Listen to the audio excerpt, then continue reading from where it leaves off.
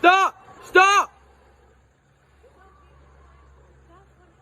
They're abducting her. Call 911. Jake, run! Come here, Jake! Come here, Jake!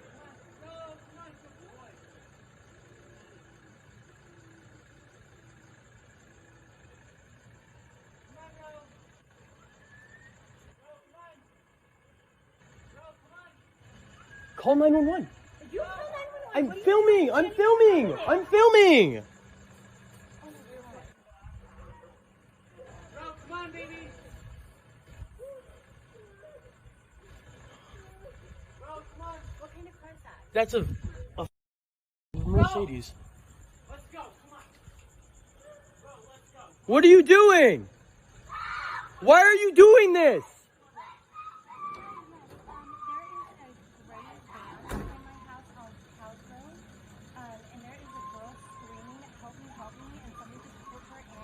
I have a video. I have a video. I'm trying.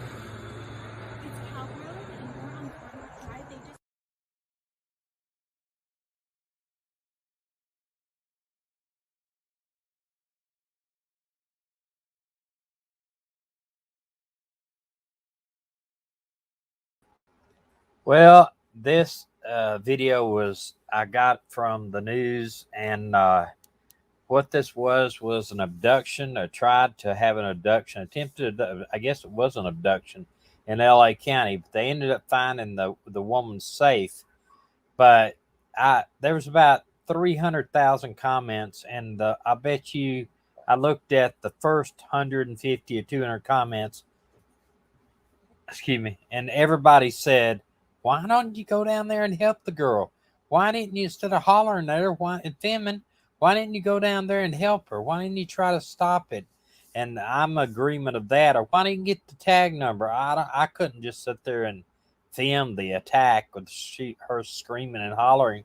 But it's people don't want to get involved. They want to sit back in the stands and holler, hey, stop that. Don't do that. You know what they want? They want to get that one film that gets them 1 million likes or whatever on. Yeah, it's just, the thing was, he was a little bit of whoever was filming it was a little bit of a punk that he didn't go down there and try to stop it.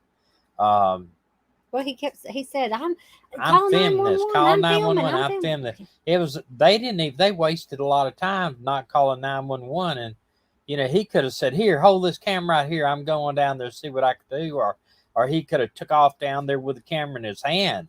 If he wanted to still film it, he should have been down there trying to yank that girl out of the van. But that was actually a horrific scene. You can tell she was very distraught, and it was not a prank. You could see that right now. The van they're still looking for the van. It appeared to have 2 solar panels up on top of it, little air conditioner back. They will find that van. It's pretty noticeable. But she is at least found safe, and but they do not have the offender in custody. They do not. Yeah, TS, that's true. At least he yelled, call the police, but the girl was like, you call the police. I'm not arguing about who calls the police. I'm calling the police. Well, I'm down there. I'm telling you, I don't care what happens. I'll probably grab something on the way out that I could hit him with, or some type of weapon, but I would be down that stairs or down there trying to get a tag, trying to get to the vehicle, trying to help her in some way, but for whatever reason, he was they blasted him on social media saying the same thing. Why? What's your problem, man? Why don't you get out and help this girl? Why don't you run down there and try to get a tag done right, get a weapon and try to go down there? But the thing with is more young people do not have weapons. That's it, period. They don't, but they have baseball bats and they have phones, and they could go down there, and he could have tried physically to try to do something. It was, at least she's safe. That's the big thing. But it was remember that true story movie we watched about the girl coming out of Target, 16 years old. The guy grabs her. She's screaming, help. and people take out their phone and are filming. And Well, nobody called 911, and and she it's was just like kidnapped. the police officer got in a fight with a guy at the convenience store. The guy was trying to steal something. He tackles him, and he's out there fighting for his life. And people are out there filming him fighting. Why don't you get down and help him? I'm sorry, I'm gonna be right there with him. Yeah, he was a coward, I think. But the girl, who was Anna? Was it that got the guy tried to stop and pick her up? Yeah. One of our friends down in Gulf Shores, she was leaving Target. She's a very cute little girl, or she was a cute girl then. She's a woman now, but she a guy pulls up in this like Camaro, white Camaro, real nice car, and says, "Hey, you want to make some money? Let me take some pictures of you." And she just, she knew better. She kind of freaked and said, "Get away from me! I'm calling the police." And he took off, and they ended up catching him, and they arrested him for impersonating a police officer and a whole bunch of other stuff. I hope everybody's doing good. I wanted to start off with that one today after I saw it, and hopefully I will not get a copyright order on this because I'm using it under the Fair Use Act now. It's an act that allows more people doing actual reporting to use stuff without getting copyright, but we'll see. Yeah, you are exactly right, T.S. Jackson. You need to tell your kids, and especially your male children that are able to do something about it. Hey, it's okay to get involved. At least try to help somebody rather than just stand around and Unless film. they're feeling like they're in danger. Right. too. I'm not saying that, but know. you know, thing is, um, a lot of times it just takes somebody standing up and saying, "Hey, man, back off." Back off and standing up to them. They're cowards in themselves. They're picking a why because they're picking on females because they can't handle a guy. Even if it's a young guy that's a teenager. Just put 3 seconds.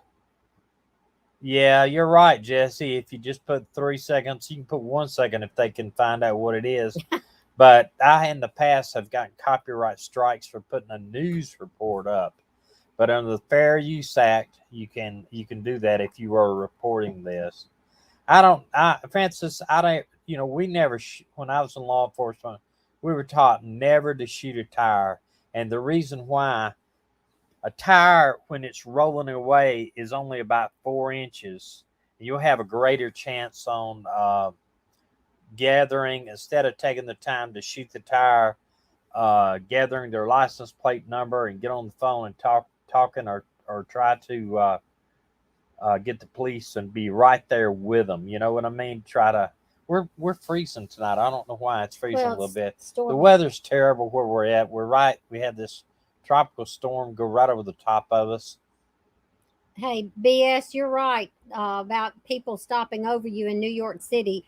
At the beginning of this year, I think it was, there was a woman being attacked on a subway platform. The guy was trying to rape her, and people were standing around filming it instead of helping her. And I think too, for any male or any female, if somebody's attacking somebody, if you just stand back and say, "Stop it, I'm calling the police, stop it, back up, stop it," and have people immediately taking a stand, I think sometimes that's all it takes. I can honestly say I would rather be shot and killed than to stand by and watch somebody else get hurt like that. Yeah, it was crazy. I mean, there was so many people saying, "Hey, this is crazy." Hey, You know what I Maui. mean? Hey, Mal, how you? I checked today to see if the Beard Morphew affidavit was out, and it is not out as of as of now. It's not. What did I do here? Um,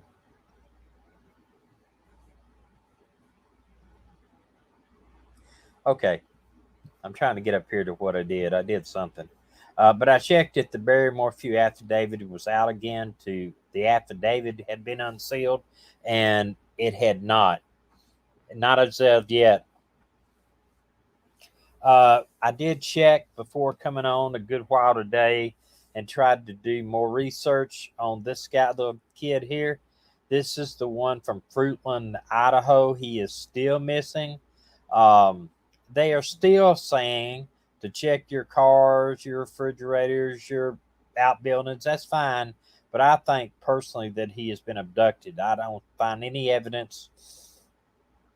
Of course, I'm not out there, but I haven't seen anybody even reporting that he's been abducted. But I mean, he's just been missing so long, and they have not found him anywhere. I did recheck on Summer Wells. No new updates or developments that I can find. Absolutely none. And I did not find out if um, their ground penetrating drones and stuff like that had turned up anything. If anybody knows anything about that, please email me and let me know. I have not found out anything. There's still a lot of talk about uh, Don. There's still a lot of talk about the mother, the father, the grandmother. Tons of talk and rumors, but until we have something solid evidence, that's all it is. That's all it is, just rumors. That's these two cases of Michael Vaughn and Summer Wells, they've almost gone cold. It's like this particular case here. The California Critical Missing Alert on Orson West and Olson West. This case has all but gone cold. I don't know of any updates. I've checked every single day. The Bakersfield Police Department says they are still hot and heavy on this case, but I haven't seen anything to indicate anything new. Karen gave me some money. Karen gave money. Thank you very much, Karen. I appreciate it. Karen Poe, we really appreciate it. Um, but these three cases that we've kind of had our arms around, this Michael Vaughn has really been just a sad case of which I know they're thinking that he's fell into some canal or something and died in this possibility, but we have not seen any reports that they found any trace of him. Are there any wells there? Like probably. I'm sure there's wells, but usually those desert wells you couldn't get a body down But through. remember Jessica that fell down in that 18-inch? Yeah, I guess it could be. I know they I don't know how in the probably world checked. she fell down in there, but they did a special on her recently. Oh, really? Yeah. Thank you, BS. Yes, BS. Thank you. We do appreciate it. Okay. Crime and Justice says, have you checked into Amy Hashbarger and her two sons missing in Temple, Arizona? I have not. I have not seen that one. I'll be very honest with you. It has been storming, and I haven't even been able to really get good internet for the last couple of days. We got this tropical storm that ran right over the top of us. We've had about 6 or 7 inches of rain in the last 2 days. So we've actually been staying on my father-in-law's property while he was out of town for 2 or 3 days to kind of make sure we fed the cats and watched everything to make sure nothing was broken into. Anytime you live in the country and everybody's kind of spread out, it's easy to somebody that doesn't need to be around your house to, even though he's got an alarm on his house, it's easy for people to they don't see any activity. They think they can come from visit. You. Yeah, they can take. And he's got 100 muscadine vines and scuppernine and grapevines. Then I'm serious. The bottom of the vines are this big around. And if somebody wanted to come out here and do some mischief to his 40-year-old vineyard, they could do it havoc. And we're just not gonna if possible, I'm not going to let that happen. I walked over last night to put some garbage out, and I took the dogs with me, Maggie especially. Man, it's so dark. I noticed it is very, very dark over there. So we were glad to do it. A couple of other missing people that I wanted to cover on there. This one here, and I'm going to show a large picture of her, and then I'm going to go back to a different website. I got some information on. This is her. She's missing. I believe she went out shopping and never returned.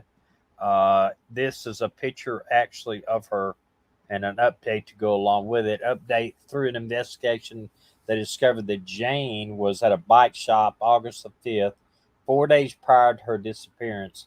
The added picture from that day was that she was what she'd worn to work, and this is her car. Their car is still missing. So that to me is a big thing, because you find the car, you usually find the person. These are some of the pictures there of her, and I have another Why are they picture not expecting foul also. play? Well, I guess they just don't have any evidence of foul play, you know, Maybe she was unhappy.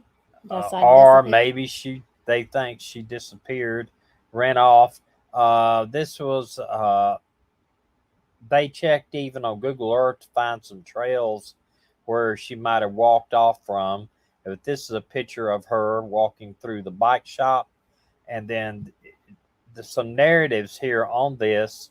Um, and let me explain something to you about no suspected foul play. That doesn't mean that they're not investigating it as foul play, but maybe there's no. I mean, if you just disappear, uh, and there's no evidence of anybody snatching you or leaving you or whatever, that's fine. They might say.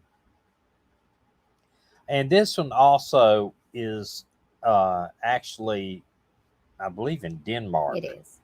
Authorities taken to seek solutions overseas in Denmark, the place that Milota, is that Milota? Milota grew up, nonetheless has kin. However, none have had the latest contact with her based on Medina Municipal Place. That is your name. How about It's that? not spelled that way though. My name isn't. No.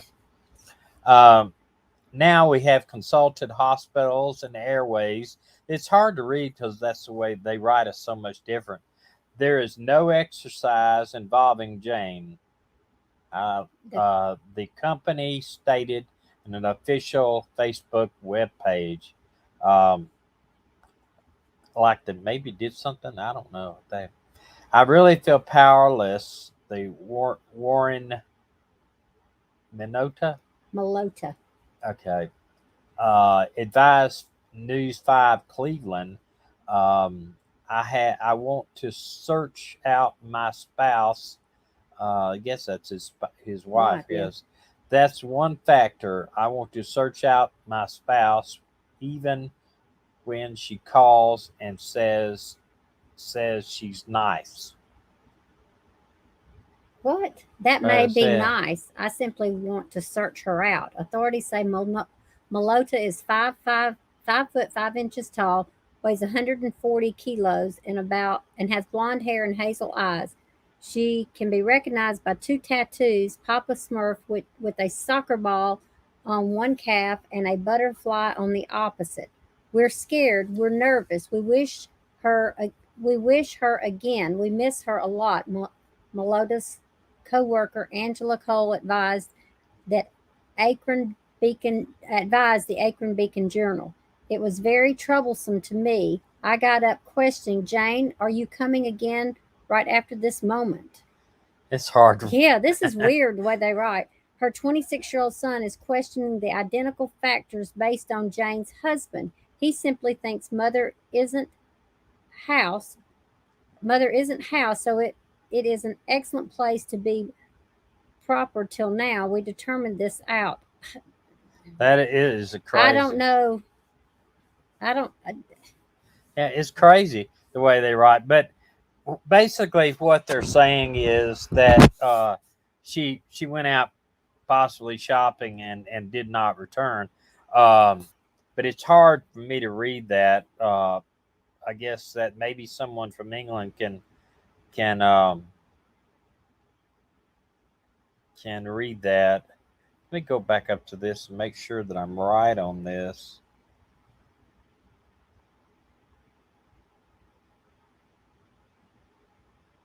Okay, well, because the show you do report, we do report if we can on different people from different areas of the world. Um,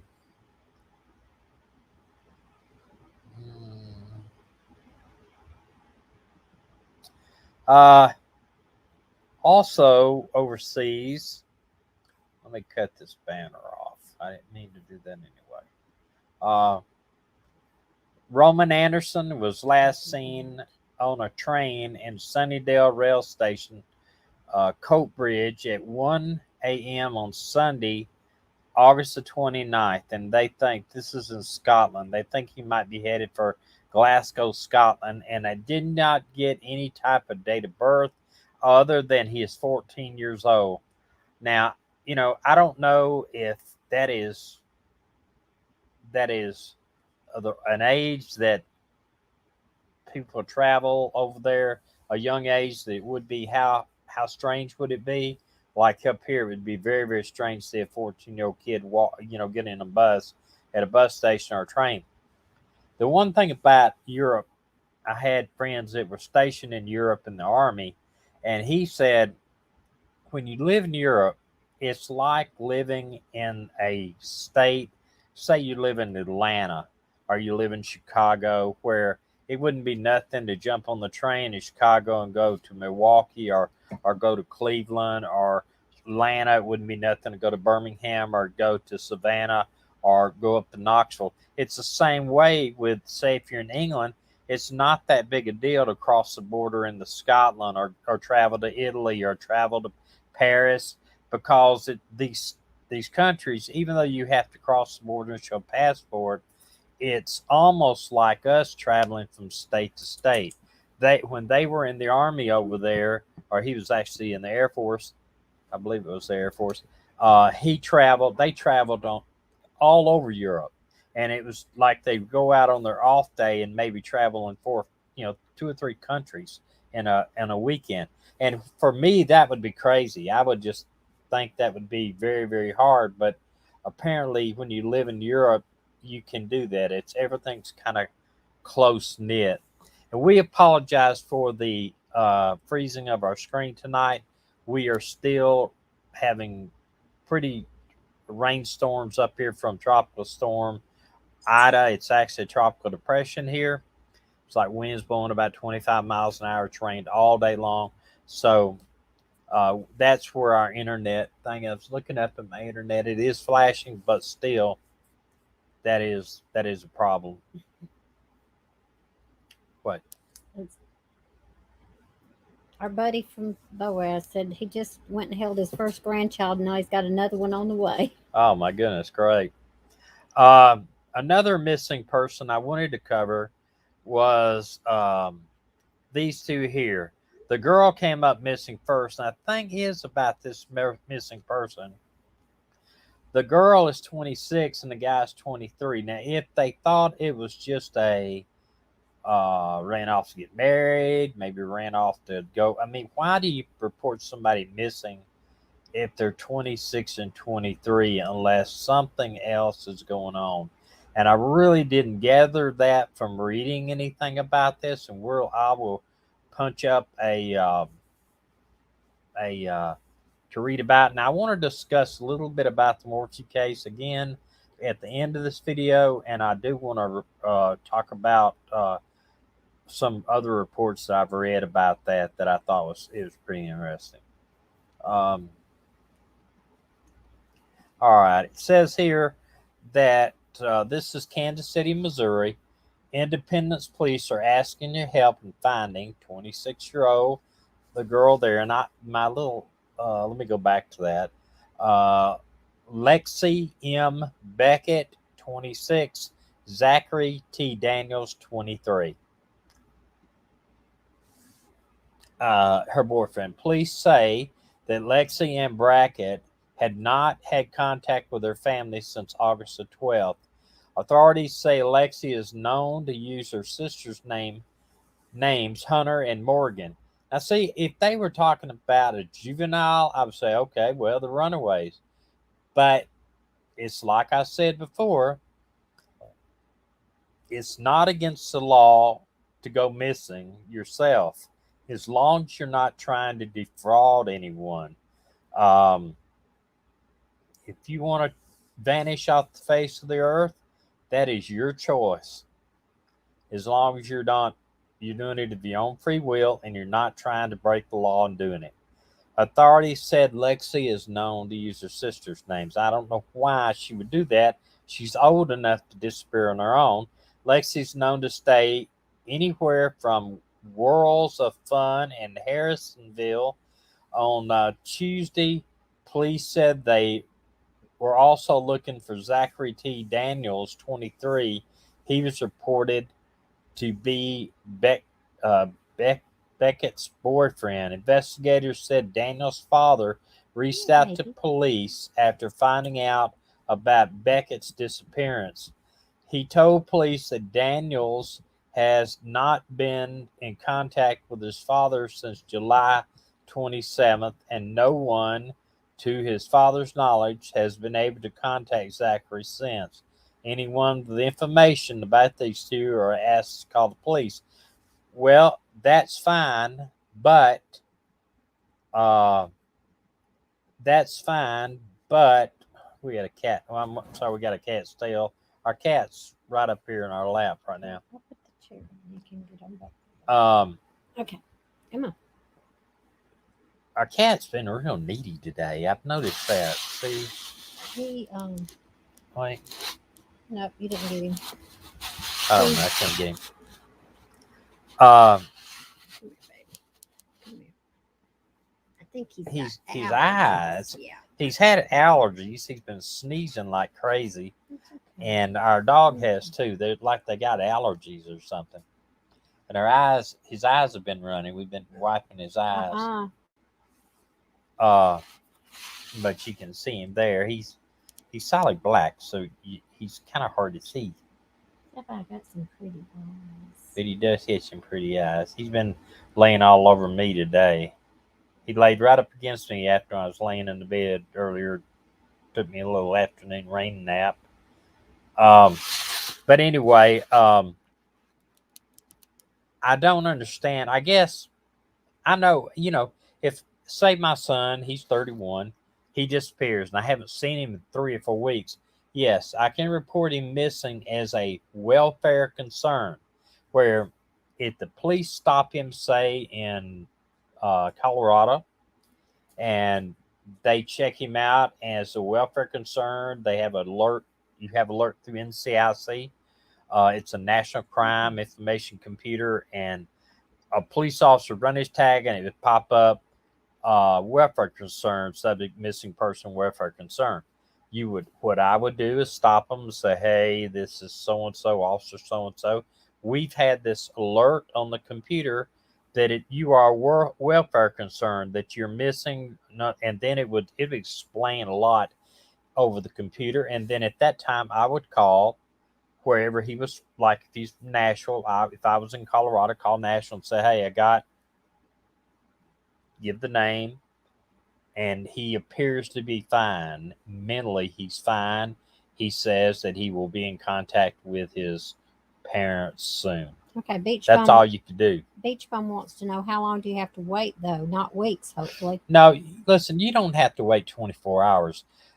It's going to be taken if it's a true missing person, this 24-hour stuff, that's all TV.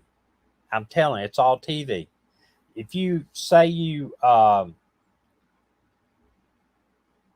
14-year-old stomps out of the house and disappears, you could call the police right then. if your 25-year-old stomps out of the house, you can call the police. Now, whether or not they're going to put it on the computer, probably not. But if you don't hear from your kids, you don't say they're going to college at, I'm going to use this example. Say I got a couple of kids at Alabama and they were headed there, and I say, hey, call me when you get there. Because I always, even our 30-year-old, when he's acting route to Nashville, I'll say, hey, man, call us when you get there. I want to know he's okay. Get there okay. We love our kids. And they don't call. And then so we say, well, they probably forgot. It's late. Maybe we text them. Maybe we call them and don't get an answer. We'll worry about it tomorrow. If it's not something that it's not, nothing to give us. Yeah, if we ain't got them in a few days, we send them the 911. Yeah, we If you have to always call tell me- them, listen, if you don't call us, we're calling the police. And 9 times out, just every time they call us. Okay, but Beach Bum, I think I'm right about this. I may be wrong. I may have the wrong subscriber, but I think Beach Bum couldn't get a hold of her daughter at college. And I think she told me, I think it was you, Beach Bum, told me the funniest story. Yeah, if you can't get a hold of your kid at college, what I would do, this is my thing, I would call campus police and say, hey, can you go by my daughter or my son's dorm and find out if they're okay? Because they were supposed to call me and they didn't, and it's been X amount of time, and I'm worried sick about them. Please do that. I don't want to drive all the way down there. They will do that for you. And so, if I guess these people have been gone for several weeks.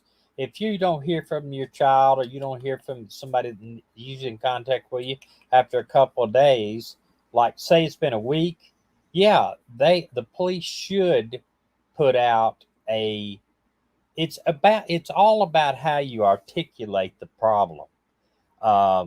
If you tell the police, look, I talk to my daughter's son almost every day, every other day, or they text me almost every other day. We are close relationship, close contact, and we would like for you to try to find him. This is highly unusual for them. I've had the so-and-so check their house, their vehicle's not there. Their dogs appear inside. Nobody's taking care of them. Check the neighbors. Haven't seen them in a week. I've had to get inside the house. The house looks like, it's how you articulate that to the police. The police will then put what they call out a welfare concern, a BOLO, be on the lookout for them. And if they make sure that they put them in the NCIC computer as a welfare concern, check welfare, notify the police, notify us that they're okay where they were last seen. But you the situation where you remember the older guy that left with his daughter. We featured the case where they were seen in Colorado. They were seen a lot of places, and he was this Bitcoin multi-millionaire or whatever. And I don't know if he took his daughter against the will of the court, I think his way, but the daughter turned 18 or 19 years old during the time they were missing. So she is able to leave and stay gone if she wants to. They stop her in Alabama, South Alabama, headed to Florida in a car for no tail light, something like that. Well, it comes up, boom, big bulletin over there, NCIC. They notify the police department of record of what reported and said, hey, she's 19 years old. She does not want to go in with us. She doesn't want to contact anybody. Says she will contact the paper. We don't have anything to hold her on, so we're letting her go. That's just the way it is. You got to. And that could happen to an adult child. If your child leaves, you haven't seen him in a couple of weeks. Now, if the police officer stops them and the mental state of them is not right, they're talking crazy, aliens abducted them, just crazy stuff, then, or, deny their name or whatever, then police can hold them in some states. Florida has got what they call a Baker Law. A Baker Law says that police can take you into custody without probable cause, without having a warrant, and hold you not in the jail, but in a mental facility, a hospital, for 24 hours for evaluation, or 72 hours. It's like 1 to 3 days. It's a Baker Act. And what that basically is, they don't want somebody standing on the street corner talking to themselves that's missing and is obviously having some type of mental breakdown and needs mental help, but they don't want to, they can't wait for somebody to get a commitment order on them. Because see, in Alabama, if you are, or let's just say, friends, say Medina, my wife, started acting really crazy. I mean, more crazier than she already does. No, but just really insane stuff. And I knew she needed some psychiatry, some help. And she says, I'm not going to a shrink. I'm not going to a head doctor. I'm staying right here where he is, whatever. And so if I was very concerned for her in Alabama, we just moved to Tennessee on our domicile. I'm not sure how Tennessee does it yet, but I'll check on it. But in Alabama, I would go to a probate court with a lawyer, and I would try to sign what they call involuntary commitment order, and where she would be, sheriff would come, they would pick her up, they would take her to a mental health facility, and she would be held for 72 hours. But if she exhibited that she was not crazy and not having a mental breakdown, they would release her. And then you would be in or trouble. you would have to go to court. They may be, I think now under that order, that involuntary commitment, you would go before a probate judge, and a judge would hear evidence on whether or not she needs to stay in this mental institution until she got her head right, or that she needs to be released.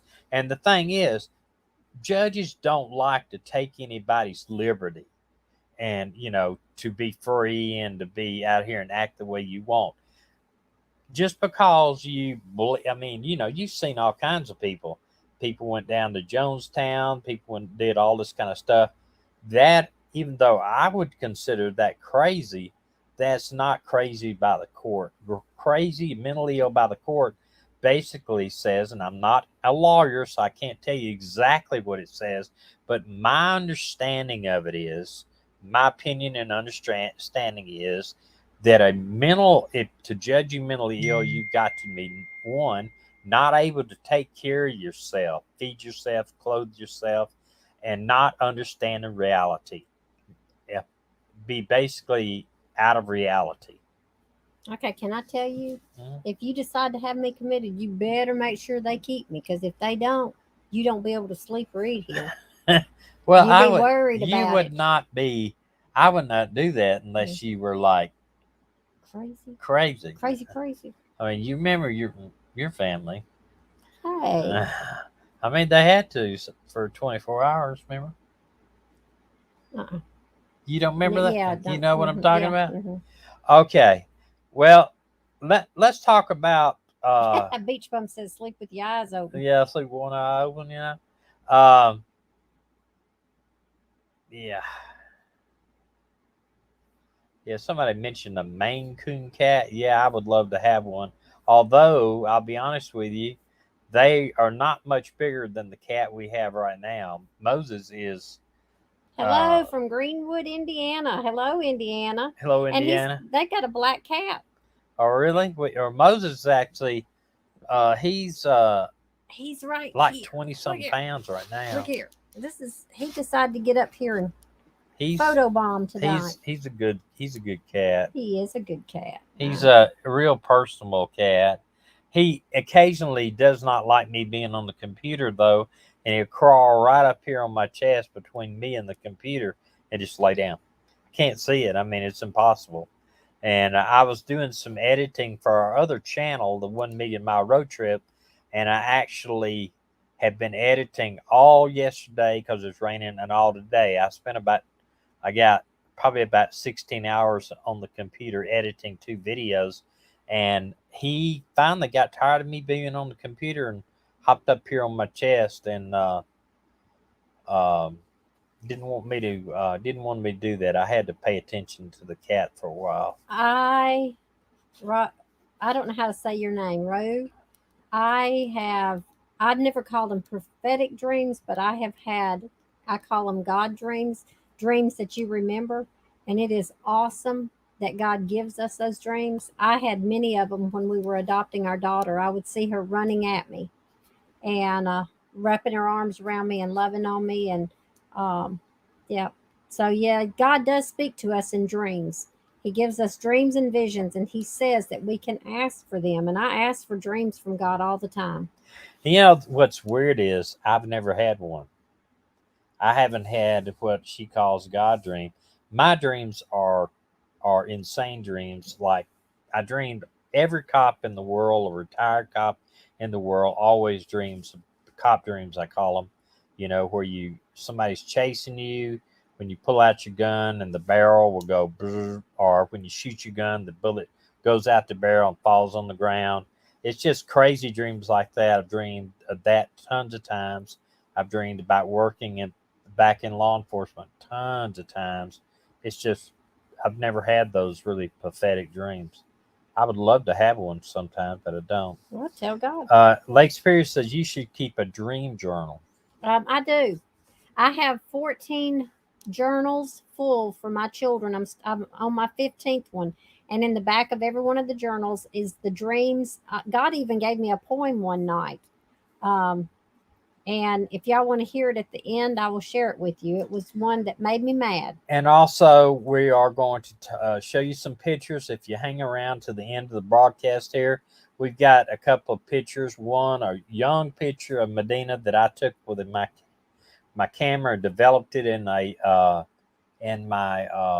dark room. And even with that picture, he married me anyway. And a couple of pictures of our daughter, one on a horse and one on a pig that made it into a magazine, a pet pig.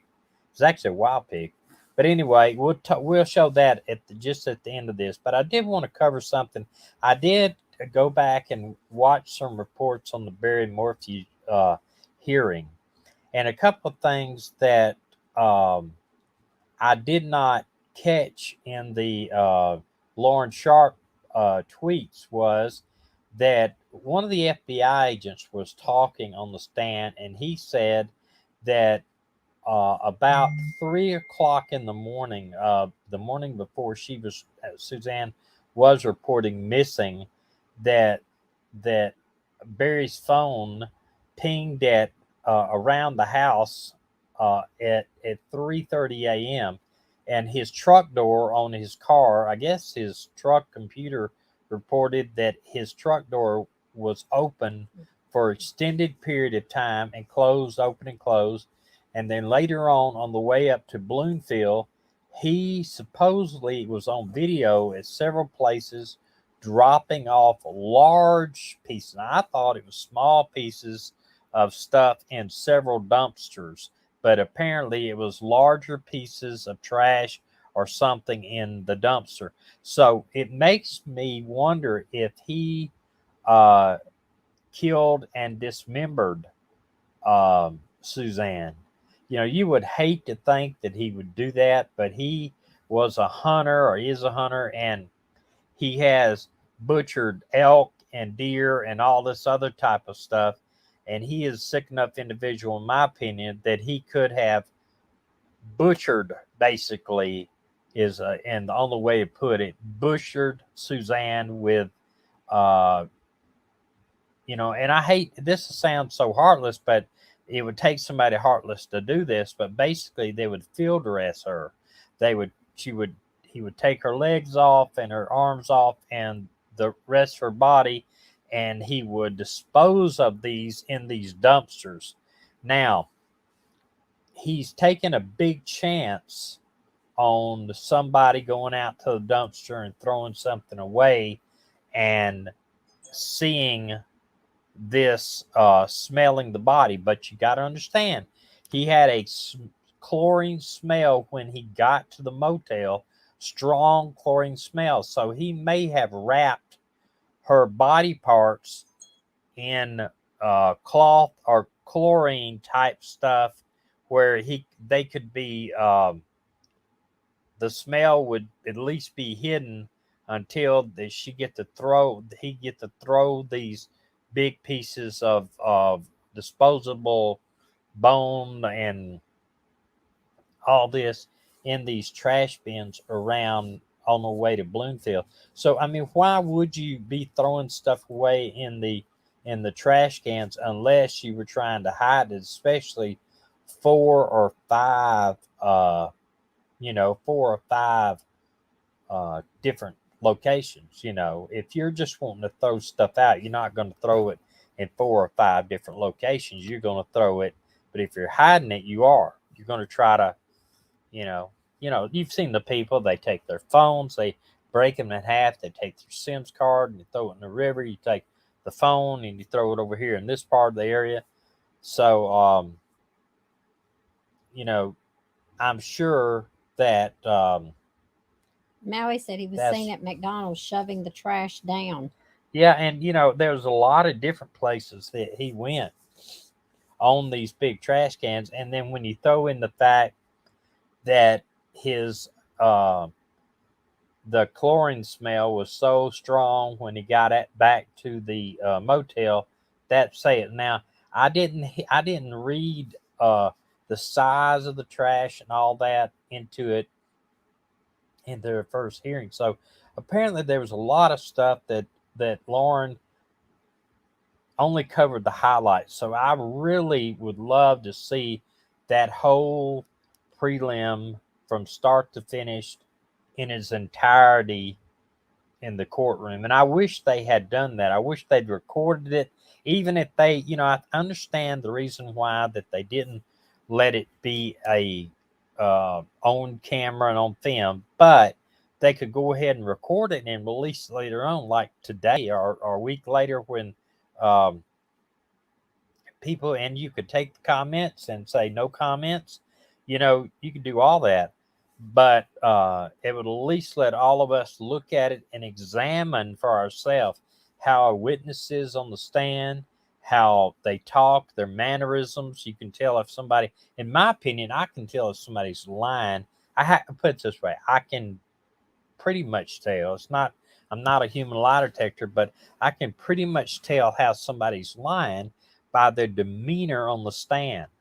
I've seen many people get on the stand and lie, and I've had defendants just, I've arrested them for drugs, caught the drugs maybe in their pocket, but they'll get on the stand and say it wasn't my drugs. I was holding it for so and so, or that cop planted it on me, that type of thing. But the judges are smart. Most of them are.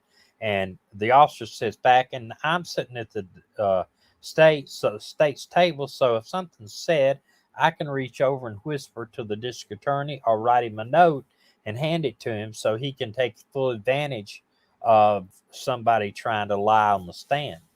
And and I don't care what you think. I can tell you, people will lie on the stand, even though they're committing perjury. And perjury in Alabama is 5 years on the minimum side. I mean, they could get probation, of course, but they will lie. People lie. They do all the time. I have never seen a police officer lie on the stand, but I have seen many, many, many people lie on the stand. And so the fear of getting caught, or especially if say I arrest somebody for a lot of cocaine, a couple of kilos of cocaine, and you put them on the stand and they deny it right off the bat, they're trying to keep themselves out of prison. But if you can prove they're lying, not just the fact that I'm the one that arrested them and I caught them with all this, but say there was a video of it, where you could absolutely prove they're lying, then sure, you may charge them with perjury. Chances are that they're not going to, though, because they see it as just somebody trying to get themselves off. But now, if he says, no, I was out there and I saw them, they couldn't have went out here and done this because they were with me, and yet you have them on video at a restaurant eating with their parents or somebody else, and they're not with that person, yeah, you can charge them with perjury. And a lot of people are charged with perjury because of that. Lake Superior said Plunder paid for transcripts for day 1 and 2. Huh. Well, that would be good. I know that you could probably do that. Even though transcripts are great and we could go over them, but you got to understand, if I pay for transcripts on this case, you got 2 days that you still going to have to take it down to a format where you can broadcast it in about an hour and a half. I'm not going to be able to go through every one. But another thing too, I would rather have the videos so I can look at them on the stand and see the demeanor, because the somebody could say on a transcript that they saw Barry Morphew, and he was not near the house during her, or he couldn't have done this because of that. And on paper, it may look like, oh, well, that's just a statement. It must be true. But if they're on the stand and they're looking down and they're not looking at the prosecution or the jury or the judge, or they're looking up, or it's just a lot of mannerisms that you can tell, hey, that guy looks like he's lying. And I know if you've got kids, I know you've looked at your kids and you can tell them, you ask him, Johnny, did you take that ice cream and get you a thing of ice cream out of the refrigerator? No, mommy, I didn't do that. I didn't have anything to do with that. I didn't do a thing with that. They're lying. So, but if they say, no, I didn't do that, or you know what I mean? You can look at them and tell them, well, maybe they're not telling you Right, the truth. he said they showed him on camera and body cam. Who? Barry, I guess. Um, Is Barry Morphew maybe a free man after 17/9/2021? He possibly could. I mean, the judge is the ultimate finder of fact. And it's like I said, I have been reading a lot about this case. And I read somebody say, oh, well, the judge has got all of the reports and he's got the affidavit and he's never going to do that. If they admitted the affidavit into evidence, he's got a copy of it. Now, whether he may still have the original copy that he signed, or a copy of the thing he signed back, if he's the judge that got the warrant to begin with. But let's just assume he's not, okay? Say this guy did not have anything to do with getting the warrant. I don't know if he did or not. He's only supposed to review the evidence that was presented before him that day. He was supposed to review. If he had somebody took the arrest affidavit up there and said, Judge, we'd like to enter this as State's Exhibit 1, then the judge would say, okay, enter State Exhibit 1. They would put a little sticker on it that says State Exhibit 1, and it would be a part of the evidence for the prelim. And then anything that the officers say is considered evidence. What the lawyer says is not evidence, and he'll tell that even in trial. So what they will have on the 17th, they will have arguments. The defense will argue and the state will argue, but the judge only considers it to be help him influence about the case. He cannot consider anything those lawyers say is evidence. And if the judge feels like the state did not have enough to take it to trial, then he can release him and find what they call a no bill. Basically, it doesn't mean that he would never be able to be tried again unless the judge says, I don't find any evidence and I dismiss this with prejudice. I don't see him doing that, but he could. But Beach Bum says, will y'all be live to discuss what happens at Barry's next hearing? If possible. If possible, we will discuss that. If not directly live, we will do that probably that night. There's going to be tons of people doing that already. Ow! What I think is going to happen is this. I think the judge, because they can't run a grand jury, okay? They can't do the grand jury because they don't have a big enough room to put 130 people in to be socially distanced to pick a grand jury.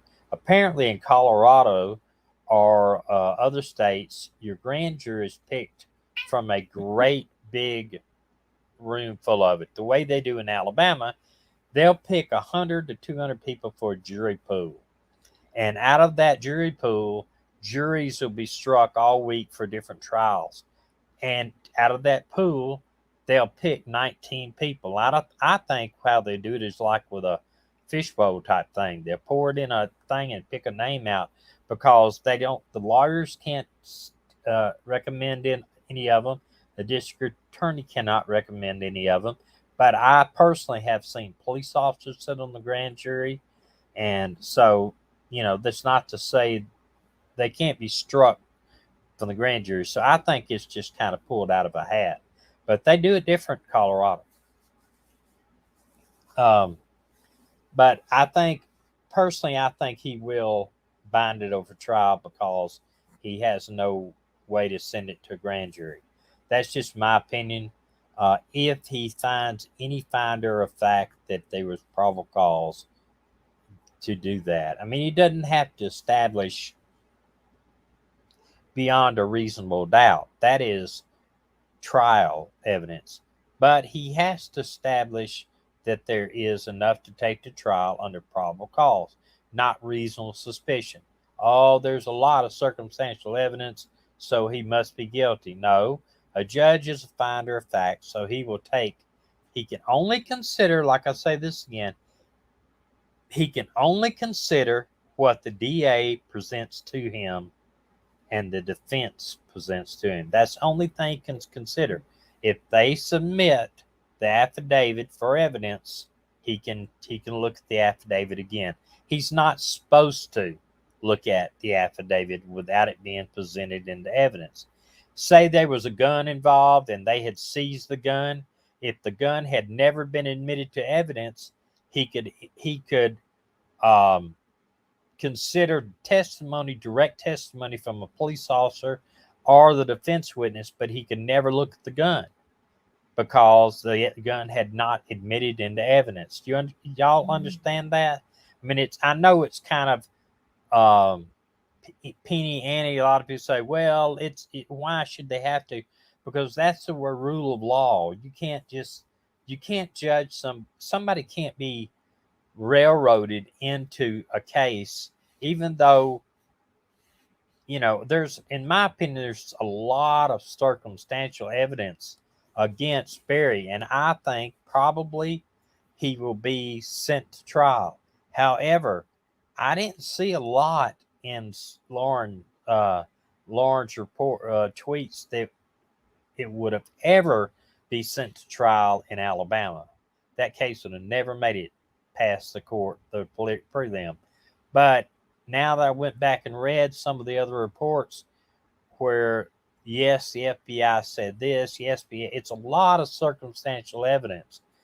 But the thing that bothers me is that we don't have an absolute, sure, we have him throwing away a bunch of stuff in the trash and his room smell like chlorine. But if we say we just took that and his phone pinged a lot of this time, and he did have a motive because I believe he knew about the affair.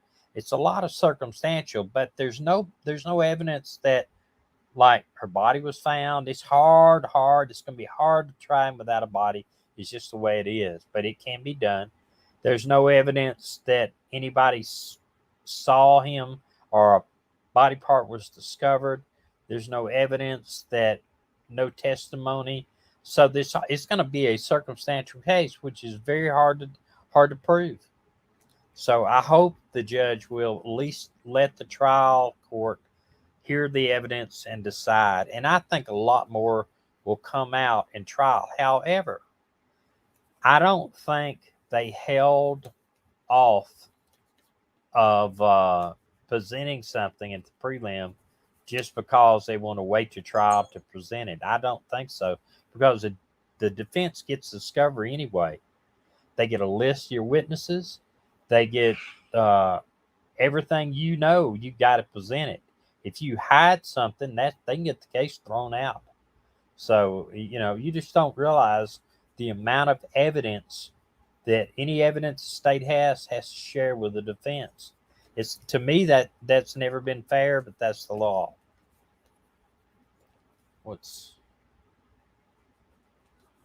Um, but anybody have any other questions? Anything to talk about before I show these other pictures and stuff? Yeah, and another thing too that I see here, you talking about they did not go through all the witnesses. No, they didn't. But a common tactic for the state and even the defense and a lot of things is they may have only three, say they only have 5 witnesses to produce. They maybe put 50 possible witnesses on a page and submit it to the state or submit it to the defense. And you say, why would they do that? Because they don't want to just give up who exactly their witnesses are. And you're going to have to, whether you're the state or the defense, you're going to have to research every single one of these witnesses to find out what they are going to testify to, that what you think they're going to testify to. The state doesn't have to come out and say, I'm subpoenaing Medina and she's going to testify for this case on this. All they have to do is say, I'm subpoenaing Medina. See what I'm saying? But we definitely I hope, if he did dismember her, and see, one of the charges are like that, so maybe they have some evidence that later on they're going to present, but they didn't want to present it at the prelim. They don't have to present everything at the prelim. No, I did not see Linda Stanley's interview today or yesterday. Like I said, we've had horrible storms and the internet's not been super great, but I have not seen it. They can present just what they need to get him sent to trial. They don't have to give everything. Does anybody have anything about what she said yesterday that they want to share? Because I did not see it. And it's hot in here to me. I mean, I'm sweating. You're just hot. Yeah. They want to pray. We will in a minute. One of the things, there's been some people ask for prayer. One of the things we need to be praying about is for the Americans that have been left behind in Afghanistan. And the interpreters. I know. Well, I consider them Americans. These people that have worked with us for 20 years to help us and to help us with the language and everything else. And they've been left behind. The interpreter for Joe Biden was even left behind. He tried to get a message to the president to get him out of there, and even he was left behind. And and I know this is not people, but man, I'm so pro animal. They left every one of those dogs, that service animals and the dogs that helped the troops over there, where they were bomb dogs and dogs that helped them find the enemy in the field, or helped anybody over there, service dogs working with the diplomats. They left all those dogs there, period, in their cages. It's absolutely disgusting. You're right, Maui. The picture I saw, they had some water there, but they actually left them in their cages right there. They probably died a horrible death, and the Taliban will kill them for sure. They don't like the animals, and there's the ASPCA sent a big time, pretty tough letter to the government saying how cruel that was to leave those dogs over there. And I know several Vietnam vets and veterans of the Gulf War and Afghanistan that have came out and said that that's no, Rhonda, they did not take them. Not they all did of not. No, there's a picture I had and there's several people that talking about it. A couple of dogs may have been taken, but most of the animals were left. they were considered equipment, and they left them with the troops to be used. They hoped that they would be used by the Afghan military, but instead they didn't. They're going to kill them, and I that agree, is Beach so unnecessary, so bad, and we never leave Americans behind. Period. I there agree is with so you, many Beach Bum. people upset about that. I don't know. Because these animals are so, I mean, highly, these $30,000 dogs usually cost $40,000 to train them. It's not about the money, but it's, these things, they're helpless. They can't get their self out, and they're going to be killed. There's no doubt. They said there. Some of the reporters are reporting that the Taliban's going door to door because our government, in their great wisdom, gave the Taliban the names and addresses of the interpreters and the Americans that are still there. We've got college students over there. I didn't even know that. We've got college students going to college over there, and they gave them all that information. So now all the Taliban has to do is go door to door. And they said they are doing that. They're doing executions. In fact, after the plane took off, if you noticed, there was a helicopter flying around and there was a man hanging by his neck from the helicopter. Yeah, I don't know if y'all saw that, but we saw it, and somebody sent the picture to us.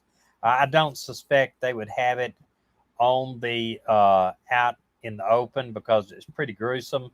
It was not. You don't see. I mean, you actually see the man hanging from his neck. I mean, it was pretty gruesome. Mystic Firefly, they gave them that information. Wait a minute. Yeah, they gave them that information about a week or two ago.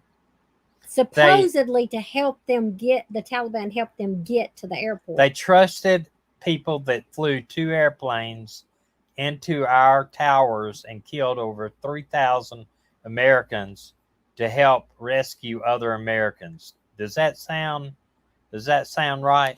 They trusted basically our enemy to help us, and they now have the 3rd largest army in the world. Yep. We left them, us, China, and them, and then Russia. They even got a larger army than Russia does, according to the news last night. The 3rd largest in the world. And that was liberal news last night. That was not Fox News. Yeah. That was like ABC.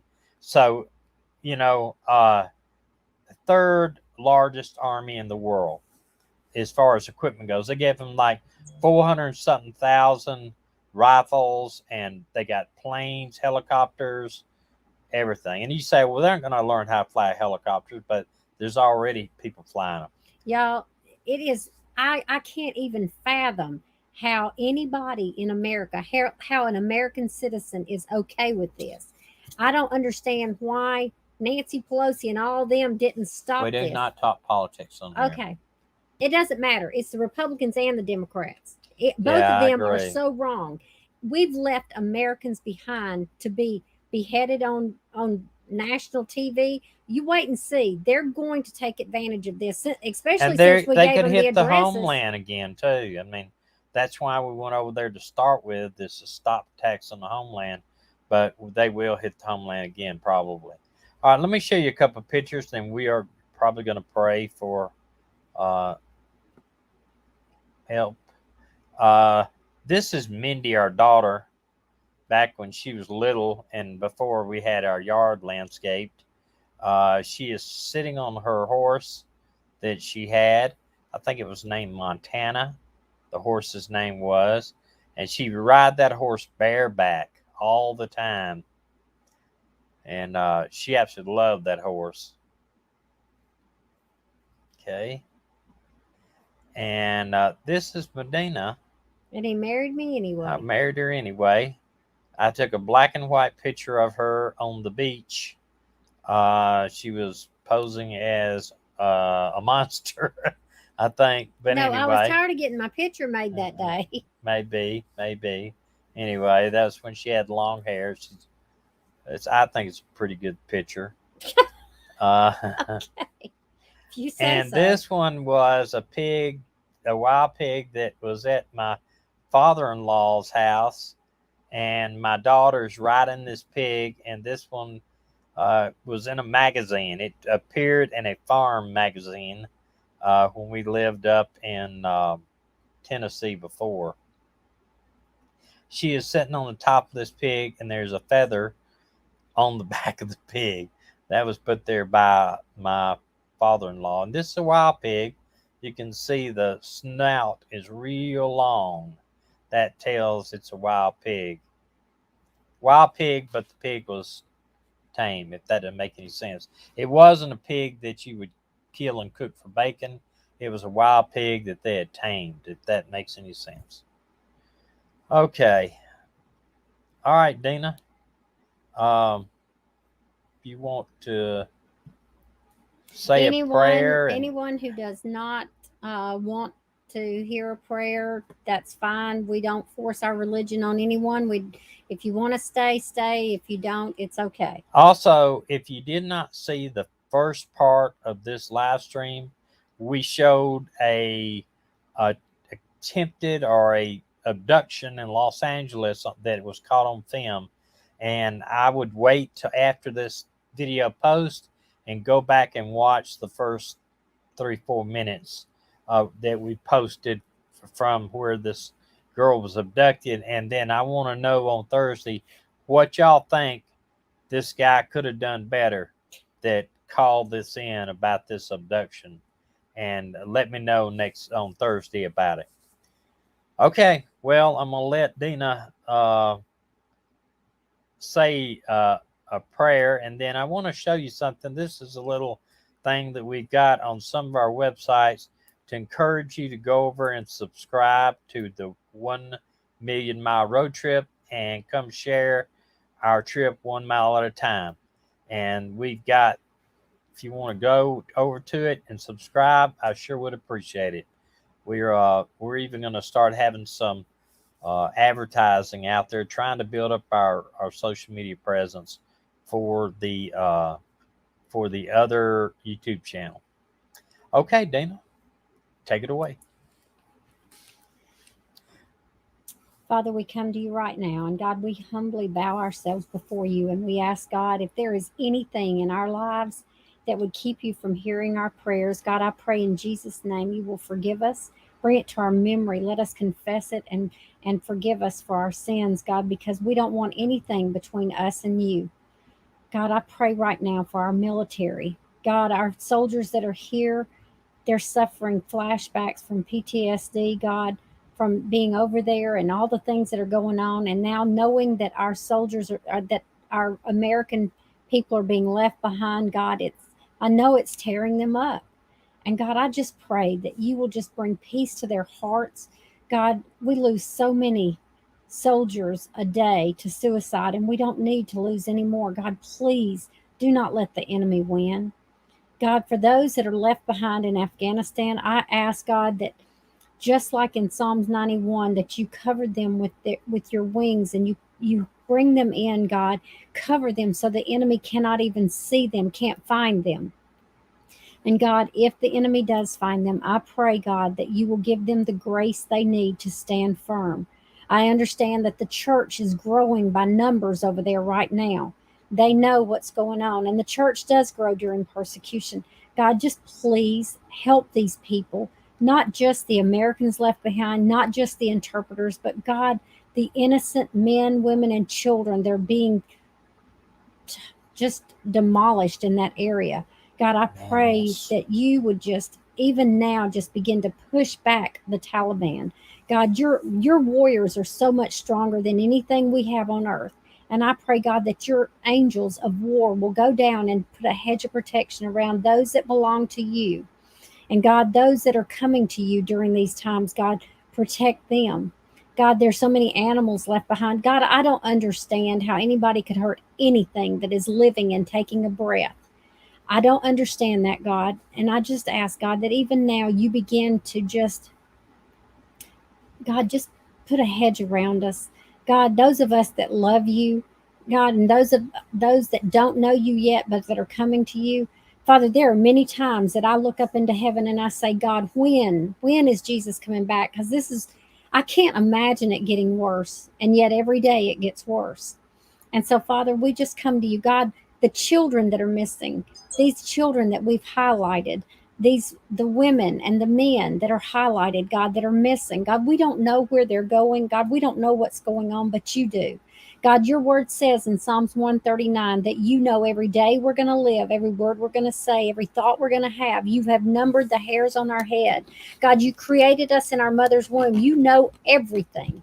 And so, God, I pray right now that you know where these people are that are missing, these children that are coming up missing every day, these young people, God, you know where they are. And I ask, God, that you begin to reveal the evilness that is corrupting our government, that's corrupting our world.